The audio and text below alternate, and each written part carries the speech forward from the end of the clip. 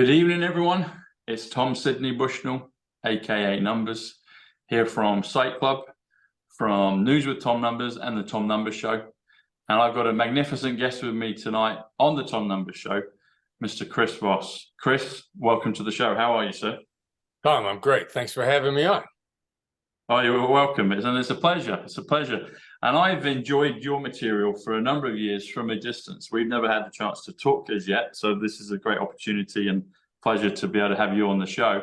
And I think it's pretty safe to say that you're the world's leading expert in terms of negotiation. You know, that's what people know you as. Maybe you can give us a little brief summary of how you got into it, just for people that don't know your story, or people that maybe do but aren't totally, maybe they've not seen you for a while, and there'll be some that really know everything about you, and we'll be like, Tom, why are you asking that? It's like, well, because I want to ask it, you know. So there'll be some real experts, there'll be some that are kind of in between, there'll be some really new, fresh people. So Sure. how did you get into it, and how did you become such an expert in the field of negotiation? I was an FBI agent, and it was FBI SWAT, and switched from SWAT to hostage negotiations as a result of an injury. But I couldn't get into hostage negotiation initially because being a SWATter does not qualify you to talk to people. Okay. And I didn't have any other previous experience. So to get that experience, I was told to volunteer on a suicide hotline. Ended up being a crisis hotline. There's a small but fine distinction there in the two. And it was learn what empathy and emotional intelligence, and it was so effective in that process on a hotline that I started applying it in my everyday life. And so then when I became a hostage negotiator, I was pretty good at applying empathy on a regular basis because of the hotline, and consequently, I thought it gave me a competitive edge over other hostage negotiators. And the results evidently caused the people above me to agree, because they put me in charge of the hostage negotiation team for FBI New York. Then I went to our main headquarters unit that ran the whole program, and I was the lead international kidnapper for the FBI, handled negotiation strategy for all international kidnappings. And while I was there, I went to Harvard Law School's negotiation course to learn more about negotiation. Maybe they knew something about it I didn't know. And they knew a lot. And they said to me, you know, you're doing the same thing we are, only the stakes are different, but the dynamics are the same. You know, human nature doesn't change because what's at stake is different. It might get more intense, but it doesn't change. So after I got out of, I retired from the FBI about 2 years after that. I had a chance to teach at Harvard because one of the people I ran across when I went to as a student said, hey, come teach alongside me. And that led to a teaching opportunity at Georgetown in the business school, and started applying hostage negotiation techniques to business negotiations that my students in the MBA program were in. And they just started hitting home runs right and left, hitting it out of the park, whether it was a Wall Street negotiation or whether it was a negotiation between a husband and wife for a Christmas tree. And after doing that for a few years, you know, I thought, well, let's put this into a book. And we published, myself, Tall Roz, co-author, and unofficial co-author, my son Brandon. Never Split the Difference came out 2016, and it's led the business negotiation category literally globally since. Wow, it's I noticed a couple of things as you were talking, and I did your name in numbers. This is kind of how I think. I ingest everything that comes in, and so the word Chris, or your name Chris, is 57, because you've got C is third letter, so CHRIS, so it's 57, and then Voss, it's VOSS, which is interesting because you mentioned Georgetown, and George also comes to 57, and I don't understand it fully, but I have a fascination with Nikola Tesla, with Tesla physics, with quantum physics, etc. And so Chris comes to 57. England, where I am, comes to 57. And Voss comes to 75, which is eternal, which is funding, which is magic wand, but you add them together, it comes to 132. So Chris Voss in numbers, 132, A is 1, B is 2, C is 3, etc. And interestingly enough, the day that we're recording this show is someone that I also have a big interest in, is Princess Diana. And Princess Diana, she actually passed away 26 years ago, 1997, today on August 31st, when we're recording this. But her name comes to 132, which also comes to Chris Voss, 132. So I thought I'd mention it as something that popped up, and the synchronicities always seem to happen, you know. So I was like, okay, that would be just fascinating. Just an interesting anecdote, you know. So that's how I work with the numbers. I see things come in, and also the word. So you've got the Black Swan group. So Swan is also 57, which is Chris, and the word black is 29, which is Diana. So you've got that going on as well. It's like Black Swan, okay. Chris Voss, 132, Princess Diana. It's the date of her anniversary of passing. But Black is 29, Diana, and Swan is 57, which is Chris. So, you know, there's some, you know, it always pops off the page as we talk and delve into stuff. So anyway, you know. That's fascinating. That really is interesting. I'm gonna go back and look at those links and give them some real thought too, because I love the synergy, the interconnectedness of the universe. That's it, man. That's what I love, the interconnected the universe, and that's totally what it is. It's this, you know, yeah, you get it, yeah. So I've not had a chance to read Never Split the Difference, but I've heard you talk about it over the years when I've seen you on different podcasts and shows. What is the principle of never split the difference? I might kind of come up with my own thoughts on it, but I'll make a hash of it. So you're the guy that wrote it, you're the expert on it. What is the principle of never split the difference when it comes to negotiation? Well, and if I can comment also as to why the book's titled that. Yeah, Tall please. Rise. Yeah. All right, so the co-writer, Tall Rise, genius writer. I mean, you know, thank God that we got him on board. Tall, did you say? Tall? Tall, T-A-H-L R-A-Z. T-A-H-L, okay. Tall Rise, yeah. Israeli name. R-A-Z. R-A-Z. I should do that. Okay. This is new to me, so I'll do the numbers on Tall. So T-A H-L, four letters, T-A-H-L. T-A-H-L, yep. And then the next word, R-A-Z, is that right? R-A-Z, yes. Okay. So that would be T-A-H-L. So that's 41. That's King. That's USA. My initials, TSB. It's coin, it's good. Home, it's alien, interesting enough. And then Raz, R-A-Z, 45. Ah, interesting.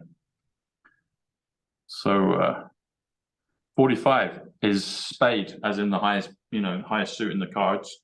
You got the ace of spades, but the spade. President Trump was 45th president, spade. It's the word effect as well, 45. But if you add them together, it comes to 86, comes to pyramid. I'm a big movie fan, as I said. You asked me about Darth Vader, but 86 comes to Highlander, and I love that movie. Yeah, it's classic. Yeah, it's a classic. So that's very interesting, actually. Yeah, 86. It's also a power number. A lot of people call it the power number. If you spell the word 19, they say 19 is a power number, but if you spell 19, N-I-N-E-T-E-E-N, is 86 as well. So let's do so Chris Ross plus Tau Raz, 218. Interesting. That's nice. That's I'm a big fan of the Kennedys as well. So that comes to John Fitzgerald Kennedy Jr. Sorry, John F. Kennedy Jr. Jr. is 87. Anyway, I have this, you can see kind of how my mind works and things. I like, it's fun.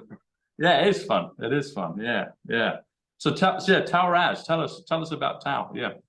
Yeah, well, we started working on the book. The working title of the book initially, when I first started working on it, and the proposal was called Killer Deals. Killer Deals. Killer Deals. And so then while we're writing the book, Tall said, and again, tall, like an absolute artist for business books. And that's his specialty. I mean, to become a master at anything, you really got to kind of niche down. And business books is tall Roz. There's probably anybody on the planet better than he is at that. Okay. So we get started in the book, and he's like, "Look, I don't like this title, but it doesn't matter. Somewhere along the line, as I'm working on this book and we're developing the book, the name will occur to me, and then I'll tell you, and you'll agree, because that'll be just exactly right." And I had a tremendous amount of trust in him, which, he earned every bit of it right away. So I'm like, all right, cool. And so we're about halfway through the process, and he says, the title of the book's Never Split the Difference. That's the title, period. I'm like, I like it. I mean, perfect, because he caught the essence of what we were talking about. And it's a subtle essence. And first of all, you never split the difference. I mean, it's a lazy approach to negotiation to split the difference. At best, it's a lazy approach. And it guarantees, meeting in the middle. Let me meet you halfway. I give 5, you give 5. Let's split the difference. Human nature causes that to be a bad reaction on your part. You both sides feel it's a loss, and a loss thinks twice as much as an equivalent gain. So if there's a difference of 10 between the two of us, and if I give in 5, if you give in 5, since a loss thinks twice as much as an equivalent gain, and that's Nobel Prize behavioral economics theory from Danny Kahneman back in 2002, prospect theory, and that's one of the essential tenets of it. Then you gave me 5, but you felt like you gave 10. And so you felt like it was inherently unfair. Now, you can't put your finger on it, but your gut is it was unfair, even though, my 5 was not as valuable to you as your 5 was. Now, that's not, quote, reasonable or, quote, fair, but you're human, and that's the way that you're going to react. So let's assume that we're both honest, legitimate players, which at least 70% of the planet are collaborate with you people, good people, not trying to cheat you. We're not trying to cheat each other, but we just don't like it. We feel it's inherently unfair. And so splitting the difference triggers a downward spiral, because you're not going to be happy until you get equivalent compensation of 10 to make up for your 5.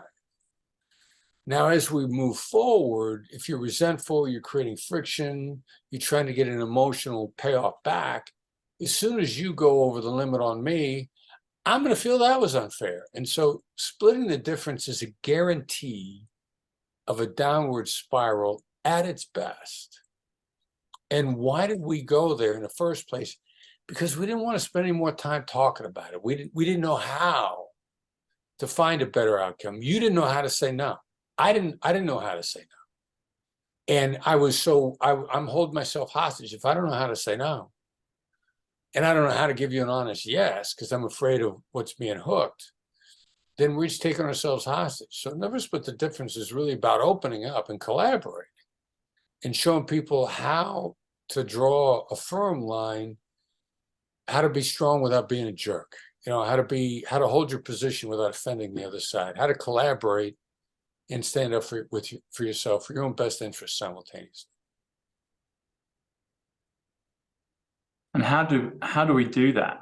How do we, because what you're describing is total, we go through that process, constantly throughout our lives, well, maybe not, some might have a quiet life, but if we're in work situations, if we're in family situations, if we're in society, there's always this process of negotiation.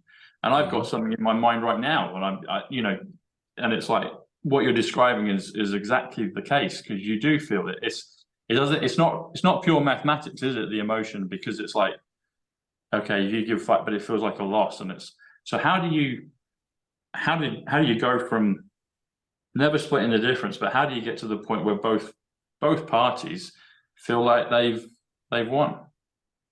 Because I'm assuming that's probably, or maybe I may jump in the gun, or at least they feel like they haven't lost. They feel both parties feel happy with it. Yeah, there's 2 very different things with whether or not you've won or whether or not you haven't lost. And a lot of it has to do with what, how you got to Okay. make Yeah. Okay. how you got to make the decision, and Yeah. what empathy really is, and how to actually apply empathy. And I use an example of a negotiation I did just a week and a half ago to switch seats on an airline. Now, you see this all the time. I'm on a plane with my girlfriend, Wendy, and boyfriend, girlfriend, couples, husbands, wives, whoever, they make their reservations. They can't sit together. They get on a plane and they turn around and look at somebody and go, would you mind switching with my wife so we could sit together? Yeah. Now, typically, the switch they're pitching is you're taking a lesser seat. They're typically, pitching, most of us that are sitting on the aisle, I'm sitting on the aisle on purpose. I hate sitting at the window. And my girlfriend, on the other hand, loves to sit at the window. The person that turns around and looks at me, they want to swap their window seat for my aisle seat. And this is a downgrade for me, just because the two of you couldn't book this properly. And, you want me to lose my position to make you happy. And I don't even know you. Yeah. That's really, I have no, and would you please switch seats with my husband so we could sit together? They're trying the social kind of conditioning of like, oh yeah, you should be good. That's what they're trying to be a good person. keep Let on. them sit together. Let them hold hands. Yeah. Husband. Who knows? The spouse. One of the spouses might be like, "Look, I just soon not sit next to this other person for 4 hours," but you don't know what's going on. Yeah. So me and my girlfriend, we both got window seats. I'm in a window bulkhead, and I want to get the aisle bulkhead next to me. I want him to swap with her. I got no idea. But what's empathy? Empathy and getting somebody, how do you pitch that? And I keep throwing at people like, nobody knows how to say, well, would you please, because who knows? I don't know what this guy's perspective is. But empathy, how do I anticipate? So the guy finally comes on a plane. And I look at him and I say, I got a lousy proposition for you. Now, nobody does that. Everybody's pitching game. I could have looked at it like he's in a bulkhead seat. He's got nowhere to put his legs. He's got to put all his stuff overhead. I could say, hey, how would you like to have a seat where you can put something at your feet? Most people want to pitch gain. I don't know what this guy's gain is. I'm making all this stuff up from whole cloth. So I anticipate what's a guy's most negative reaction? How do I get out in front of it? What is empathy really? Empathy is really removing the negative barriers. What it really is removing the negative barriers to somebody to make a decision so they can feel like they made it freely. So I look at this guy and I go, I got a lousy proposition for you. Now, also, I point out most of the time in my negotiations, I'm playful, because you're 31% smarter in a positive frame of mind. Playfulness is contagious. I can put you in a positive frame of mind. I can make you feel better as a human being being playful. Vast majority of my negotiations, I'm approaching with a playful tone of voice. I called somebody on the phone the other day that I owed a medical bill to. And when they answered the phone, I went, I owe you money. I mean, I was just playful and upbeat about it. So I do that most of the time, but I'm not doing it here. I look at this guy and go, I got a lousy proposition for you. And he stares at me and says, I'm waiting. Now, point of fact, this is a perfect moment. What I've used is dynamic silence.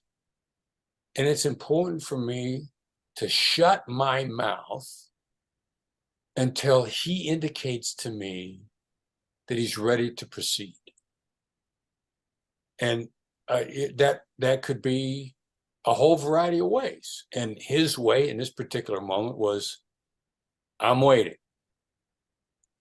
And I go, my girlfriend is 4 rows behind us in a window seat. And I got all this follow-on ready to go. This guy grabs his bag and starts heading back to where she's sitting before I've even finished. Wow. Like I'm almost like, wait a minute, I got more I want to say here. I got a whole bunch more tactical method black swan negotiations to lay on you, and you haven't heard me out yet. but this dude is gone and he's down there and he's swapped out with her before I can even finish what I have to say. And she comes forward and she wants a window and I want the aisle, and we swap and everybody's happy. But that's the negotiation. What is it really to the other side? What most people would have done in that situation, they'd be like, hey, would you mind, you know, whatever this whiny approach is, be a nice human being. I ain't pitching that. Also, I could have said, hey, wouldn't you like to have a seat where you got a place to put your bag in front of you? I'm trying to imagine in my mind how I could pitch a game. I'm like, I'm not thinking of any of this at all. What's the person's most obvious negative reaction? Let me get that out of the way and see what happens. This is a dance here. I'm going to make the opening move. I'm going to see where this guy goes. In hindsight, what I surmise when I pitch this to him, he's thinking, I want the aisle and I want to give him my window bulkhead. Which now that I look back on it, this guy gets on a plane with a little carry-on bag and a backpack.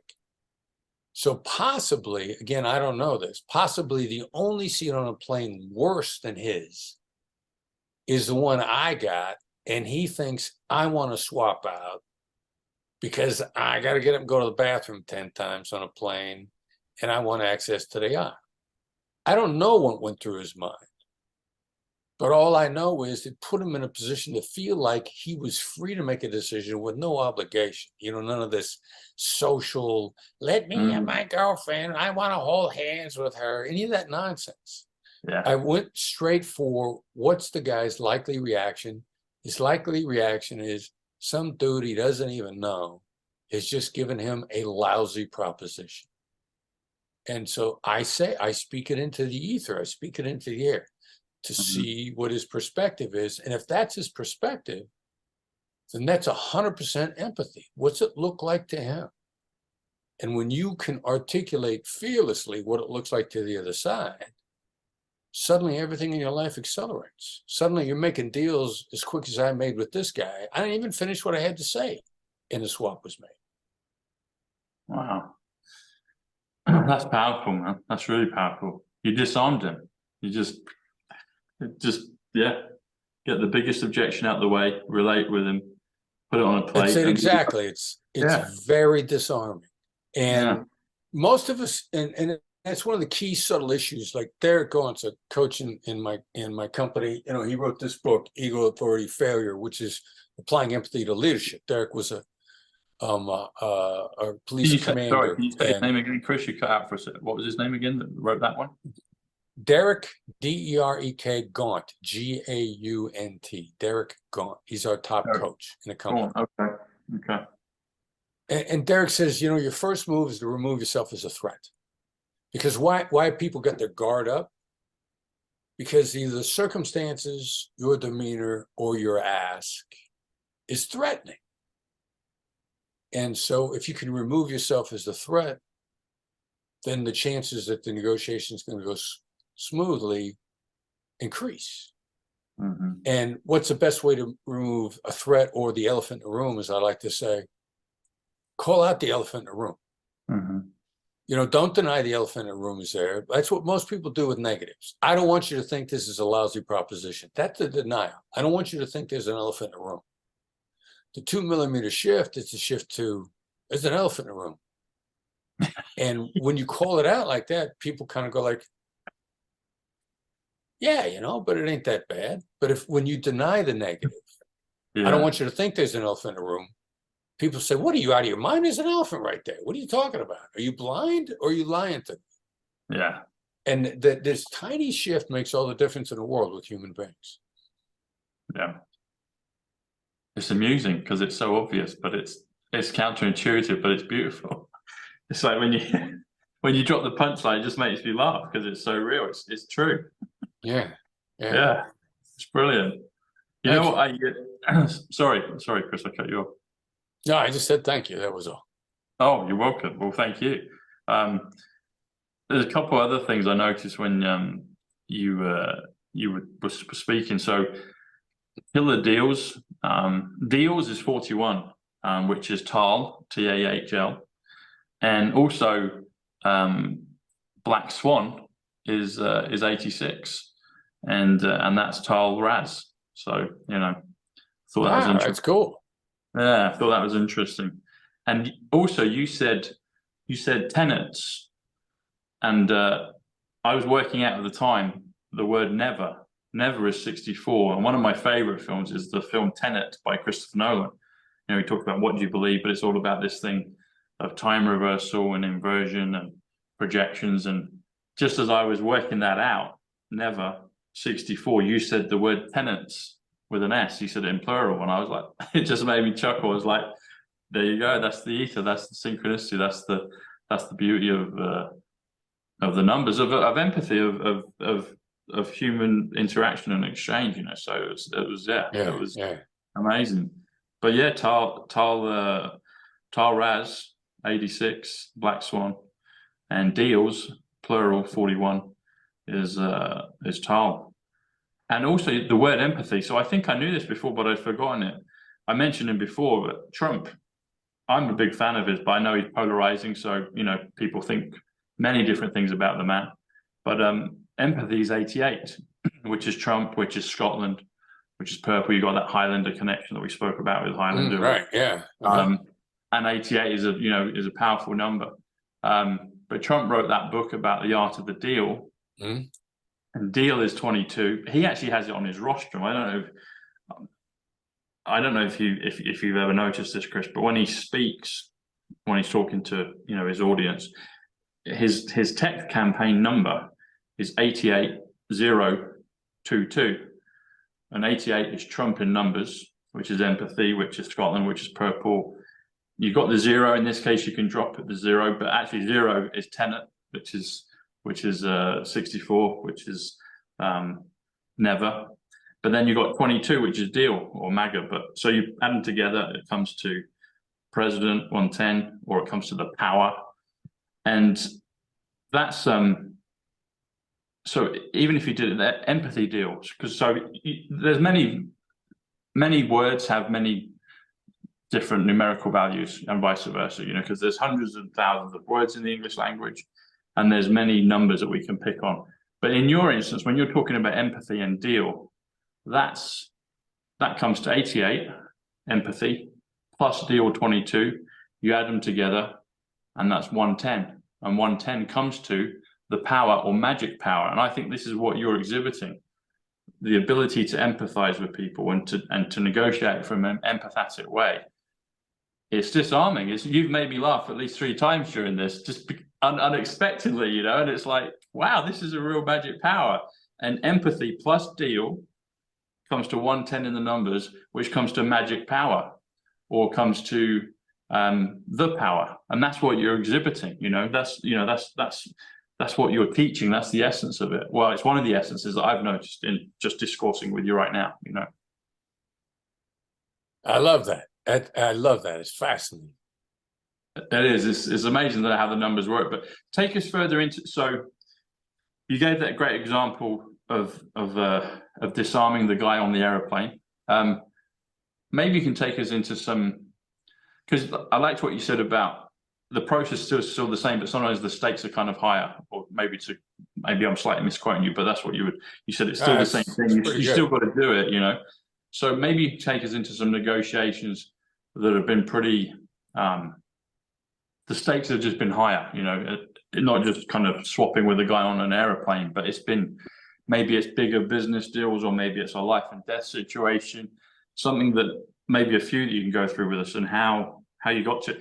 Maybe I should preface it as well. I'm really curious because you said that, and maybe I missed that when I asked you at the beginning, but it seems to me like you kind of, did you develop this organically, just put in the positions that you were put in, or did you actually go through a specific training to actually teach you this empathetic negotiation, or was it something you picked up? And maybe I missed it at the beginning. I didn't maybe fully catch it, but I felt that it was something that maybe just through the situations you've been in, you somehow got it. You somehow picked it up. Well, it's a little bit all of the above. I mean, okay. hostage negotiations started out, everybody thought it was just going to be bargaining. And when it was first invented, principally the people that had the attribution for starting it is the NYPD. Okay. And like a lot of things on Earth, the triggering event that got NYPD started was the '72 Munich Olympics. And of course, it makes sense that several other police departments would have been had the epiphany about the same time. But the PD started it, and shortly thereafter, the FBI decided to get involved and started to collaborate with NYPD on developing a program. But it was originally thought that it was going to be principally bargain. Sorry, what was the name of the name of the program again? You just cut that for a second. Well, it was originally thought that that negotiation would just be bargaining, this for that. Bargaining, yeah, okay, yeah. And so, they tried to put bargaining into it. There was always a lot of discussion of bargaining. But the practitioners found that it was really more people smarts. Okay. Frank Boltz and Harvey Schlossberg, it was really, applied people smarts. And the Bureau got into it shortly thereafter, FBI. Yep. And then as it evolved, then the next real significant figure really on the scene was my former boss, Gary Nessner. And he really assembled the crisis negotiation unit for the FBI. And Gary and another guy, Fred Lansley, thought, this is not really bargaining, it's crisis intervention. Okay. And they took a very different approach to it. And they started to be schooled by psychologists that were in crisis intervention. And so that they had really laid the groundwork Gary really had, and they actually renamed the program from hostage negotiation to crisis negotiation. Crisis negotiation, okay. So my barrier to entry was volunteering on a crisis hotline. And so I really got schooled in the effectiveness of empathy. Okay. The tactical application of empathy, the actual application of it. And so that now I walk into a hostage negotiation, I'm like, yeah, I've been doing this for a while. This is crisis intervention, and I got this stuff down. Plus, I think that this has application to everyday life. I remember thinking, like, why should somebody just be in crisis to want to be understood? Why does somebody just have to be in crisis to have the impact of feeling that you understand where they're coming from? Shouldn't this be everything? And I started applying it across the board. So, I was learning from great people that were headed in that direction already. And my journey into it grounded me in it. And then I started looking for all sorts of other places to find it. Where does a student find other masters applying the same principles? And ultimately, after being in the Bureau for a while, and I think applying empathy to the straight bare knuckle bargaining of kidnap negotiation, which is straight money bargaining internationally, whether you like it or not, that's what it is. What they say, don't hate the player, hate the game. Well, the game was always bare knuckle bargaining, but then I could get an edge on the kidnap bargainers with empathy. They expected bare knuckle bargaining in return, and they didn't expect understanding and how that softened their position.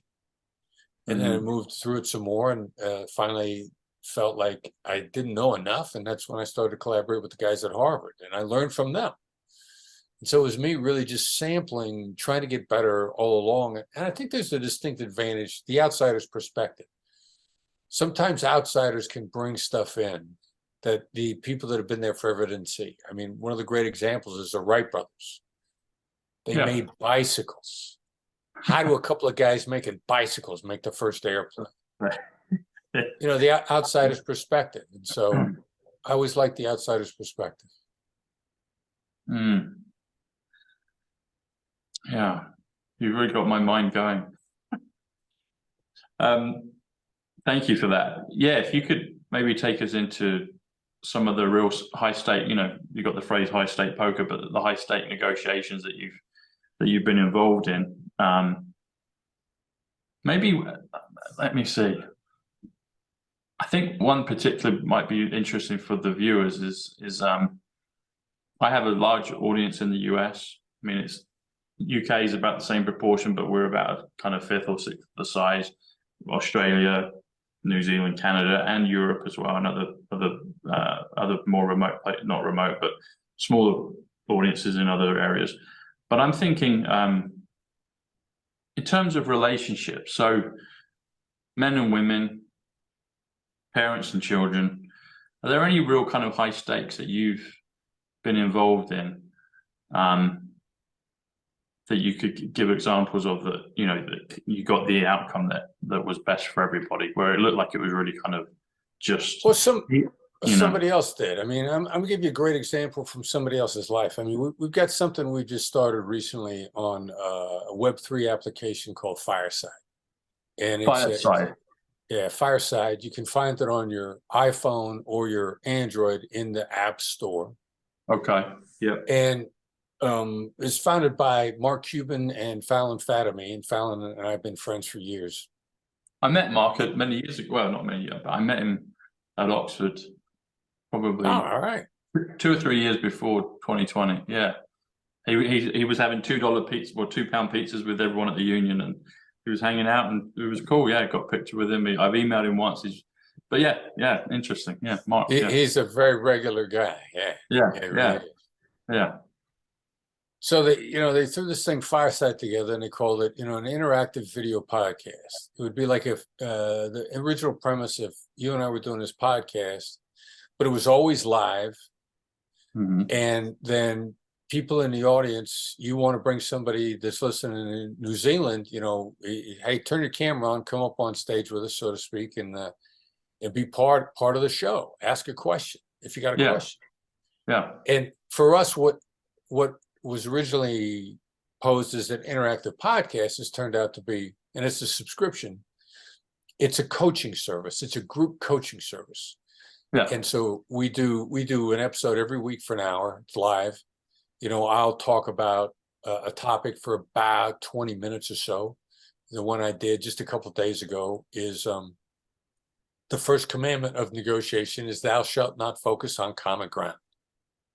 Thou shalt not focus on common ground. Wow, I like that. Okay. Yeah, and so people are going, what are you talking about? Common ground is the essence. And so I get into it, and why common ground is actually a recipe for mediocrity. Yeah. And so we're in the middle of it, and of course we get to the point where people are asking questions, and a gentleman comes up and he says, since reading your book, my divorce had just destroyed my life. I mean, and my ex and I hated each other. My kids weren't talking to me, and it was horrible. And I read your book about the application of empathy, and now not only are my kids and I on great terms, but I've actually got a good relationship with my ex-wife. Wow. And that's the kind of stuff this applies to, human interactions, and that's what we get on Fireside all the time. Somebody comes up and says, man, this stuff, they attribute it to me, but it's the stuff, that you changed my life. And what you applied empathy the way we laid it out, tactical empathy, and you showed that human beings, if they just feel understood, no matter, even if you're an ex-husband, even if you're a father, that your children blame you for the house breaking up. And kids, to some degree, no matter how perfect you are in a marriage, if your marriage splits up, if you're a saint, your kids are still not going to be happy. They're going to feel they're going to wish you were together. And so it's repairing human relationships across the board. So it's not just business negotiations, and we put it in business all the time, because the business interactions are made up of people who want, what good does it make somebody feel understood? You'd be shocked at how easier it is to make a deal if they feel you know where they're coming from. Wow, I need to get your book. I want to read it. I will get it. We'll put the links below. I'm sure it's it's there on Amazon. We'll put the links below so people can get it. Or if there's another place, should we go to your website for the book, or just? When you're buying a book, Amazon is always the best game in town. You got, and actually the choice of formats on the book Like you want a hardcover, you want a soft cover, you want Kindle, you want Audible. The choices are there, and Amazon's pricing. You know, it's tough to beat Amazon. I always refer people to them. Okay, cool. Well, we'll put the link below. So in terms of okay, because you've done the whole thing with hostage negotiation and suicide lines, can you take us through some where it's literally been a life and death situation, and you've basically been able to talk the guy off the building or the woman off the building, you know, metaphorically. You've been able to save, you know, been able to save lives in a real way if there wasn't an intervention. Yeah, well, you know, the real issue is, do you recognize where the train is going? And Okay. is the lack of communication going to be the problem? Or, you know, sometimes you got to look at it holistically. I mean, I worked a kidnapping against Al Qaeda in 2004, where we figured like 99% chance they're going to kill this guy in deadline. But the real question was, why was Al Qaeda doing it? You know, Al Qaeda wasn't engaged in that. Terror was the third benefit for the Al Qaeda kidnappings, where they were murdering people. The primary benefit was recruitment. Secondary benefit was funding. The third benefit was terrorizing people, because at the time in 2004, what was going on simultaneously while Al Qaeda was murdering people globally, most of the Western countries were having a real problem with teenagers and young people trying to emigrate out of the country to go join Al Qaeda. Because someone who's got a completely dysfunctional life will cross the globe to become a terrorist. Because you've got a reputation, you're somebody. One man's terrorist is another man's freedom fighter.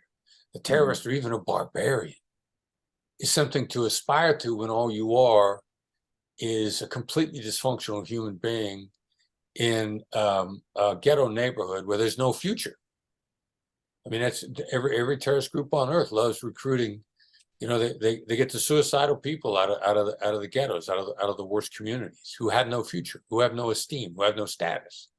And that's what and at the time, Jihadi John and with ISIS, he's the most famous person on planet Earth. If you know, 10 years later, Al Qaeda 2.0, which is what ISIS was, you're a complete failure in your world, and you're seeing Jihadi John on TV. He's the most famous guy in the world. So terrorism is really about recruitment. You'll cross the world to become a terrorist when you're an utterly dysfunctional human being. So we're working as kidnapping in Saudi, and we realize that the commodity at stake here is PR. How does Al Qaeda, they either look like terrorists or they look like murdering thugs. They look like criminals. Because while you cross the globe to become a terrorist, you won't cross the globe to become a criminal. Like, oh, you step outside your front door in whatever bad neighborhood you're in. You could be a criminal. You got to risk your life and spend money. You do it right here. So what we did in that was we realized the commodity at stake was a publicity. And we changed the way we responded to their threats. And we put the widow-to-be, if you will, into the media, demonstrating respect. And while Paul Johnson got murdered on deadline, the backlash in the media was, these guys aren't terrorists, they're criminals. You know, they're not freedom fighters, they're murderers. They're thugs, they're criminals. And that began to turn the tide against Al Qaeda in that 2004 timeframe. And they went from being terrorists at the beginning of the year to by the end of the year in the fall, the backlash, it hurt their recruiting so much, because nobody wants to cross the world to go be a thug. I'm a thug here. That the number two in Al Qaeda actually put out an edict to stop murdering people on camera because it was bad for business. And so realizing what's really at stake emotionally, this is an emotional negotiation. This is a perception. How is our image impacting other people? Understanding what's really at stake in a negotiation is really what emotional intelligence is about. Not what they actually gain or lose, but how they see what they're going to gain or lose. Wow. That's fascinating. I'd never thought of it like that. PR. Yeah, the perception of, are you a criminal? Are you a terrorist? No, you're a thug. Stop doing what you're doing. Yeah, change the narrative. Wow. Wow. Yeah.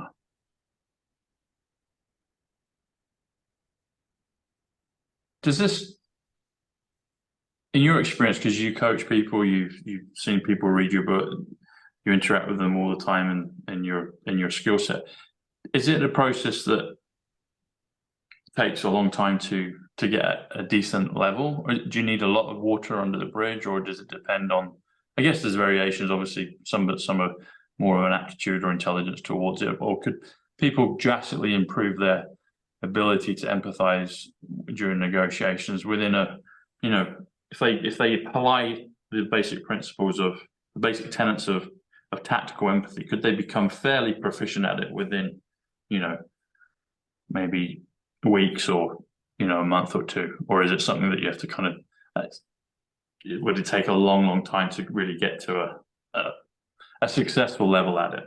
No, it doesn't take that long. And the initial jumps are usually really good because by and large, there aren't any really good examples of the impact of demonstrating understanding on other people. So it's hard to see around you. You know, it doesn't get modeled for us in everyday life at all. Which means the initial jumps, as soon as you catch on to a couple of the ideas, you're going to see some instantaneous results. Okay. And then the improvement is going to flatten out for a little while. And if you stick with it, like 6-7 months down the road, suddenly, like everything's gotten easier, and you can't remember exactly when it happened. But you stick with it, and you stick with it, and you can make some real significant jumps in about 2 months, and then it's gonna level out a little, and then suddenly at about 6 months, if you stayed with it, one of the real challenges is the skills are perishable, and it's really easy for the bad habits to creep back in. Like we've got an entire training program in my company now, because I found, you know, of the 23, 24 people in my company, the only people that are really good at it are the people that coach it and train it constantly. Yeah. And so then we realize that our logistics people, our support people, our marketing people, you know, they since they're not using it all the time, we're training it internally. And I went to a training the other day as to how to use empathy when somebody says good morning. Because you can respond like a robot. Somebody says good morning, and you could go good morning. Or if somebody says good morning to you, you can say, sounds like you're having a good day. Or, you know, some people, you know how somebody's day is going by the way they say good morning to you. Yeah. Yeah. And if empathy is seeing them in the moment, and you could say, wow, seems like you got a lot on your mind. Sounds like you're looking forward to the day. Sound like you got some challenges in front of you today. Like you can start with the first thing somebody says to you first thing in the morning. And then what happens is now you got your empathy muscles loosened up a little bit. You're starting to hear, you're starting to respond to people. You're starting to have an impact on your immediate world immediately, you know, to use a word twice.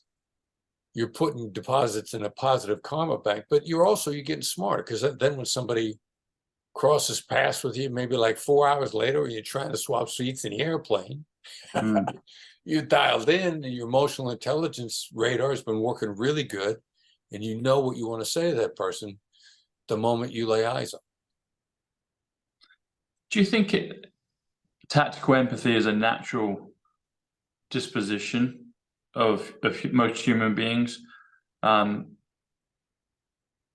Is it something that's trained out of us in the culture? Like, you know, we're not allowed to be tactically empathetic by the whole system that we're in.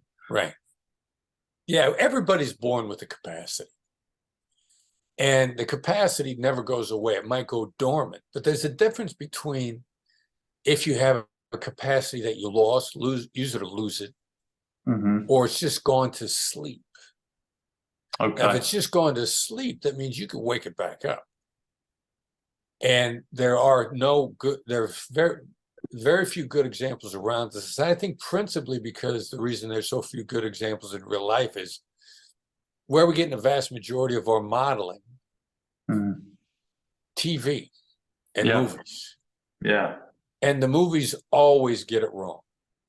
You know, the movies, there's a underlying premise that if you don't feel alone, if you feel that you have company, the underlying premise that you are stronger, you're more able to cope, is actually true.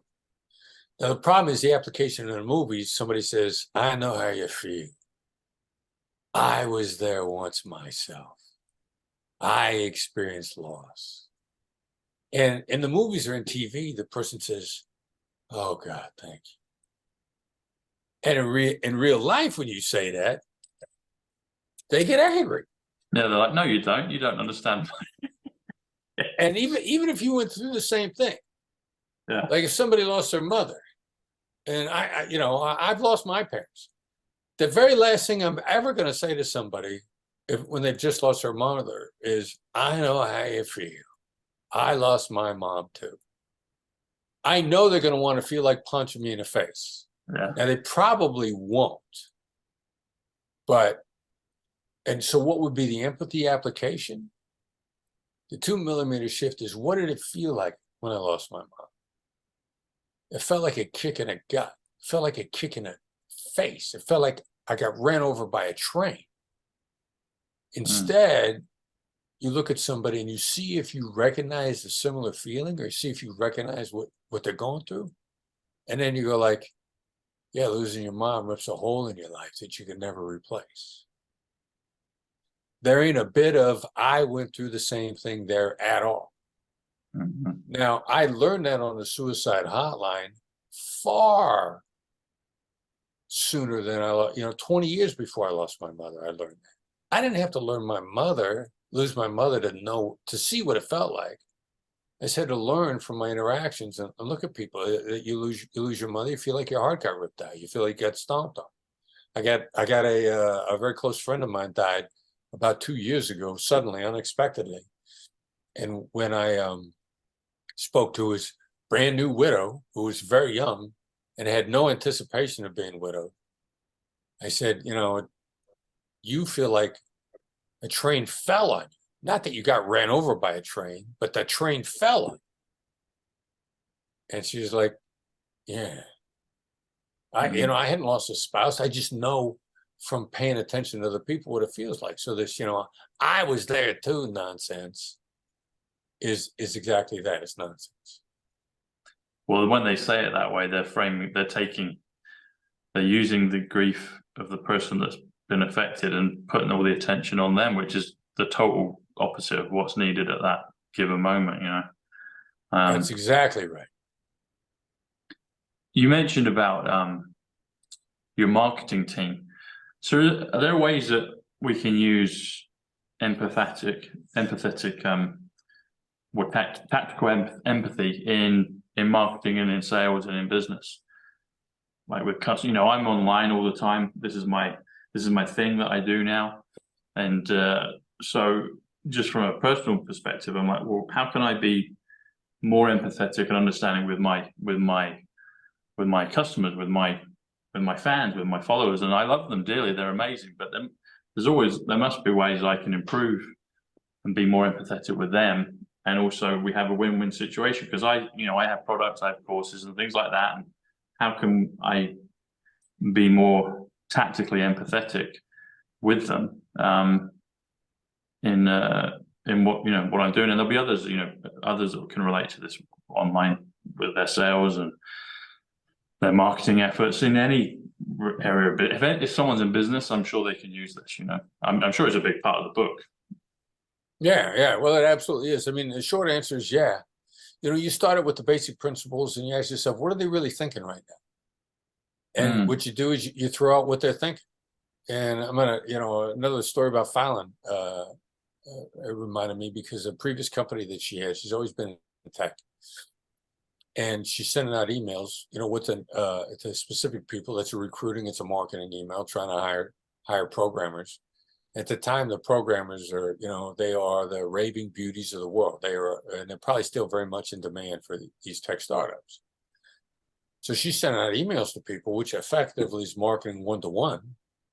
Yes. And they're not returning any of her emails. So she's getting dead silence. So she thinks, well, what are these guys who are in high demand? What are they thinking when they look at my email? Oh my God, why am I even looking at this? This is another recruiting email. That's what they're thinking. So she puts that in the email. You're asking yourself right now, why am I even bothered to read this? She starts getting responses. So it's, you know, ask yourself, the person or people you're trying to reach, what are they really thinking? Not what do I want them to think? But now what should they think? They should think this is an opportunity. They should think this is the best thing since sliced bread. No, it ain't about what people should be thinking. What they it's really not are. about what you want them to think. It's what they are thinking. And you lead with that and you get people's attention right away. Wow. Yeah. Point the elephant out. That's exactly it. So I think we're getting close to the end of our time together. I think you're right. It is. Well, Chris, it's been a real pleasure. It's you've got my mind thinking. Yeah, it's been a real pleasure. I hope so. I love it. I mean, the book has had an impact globally for people who want to collaborate with other people, not against, with people, to give you and them a better life, to give your kids a better life. And if I can talk about Fireside again for a second. Please do, yeah. The learning progression here really is, the cornerstone is the book and the masterclass. And it doesn't matter which one you go to first, whether you go through the book, masterclass, the real masterclass. Both of those are static learning opportunities, and they complement each other really, really well. And we're seeing the journey to great negotiation.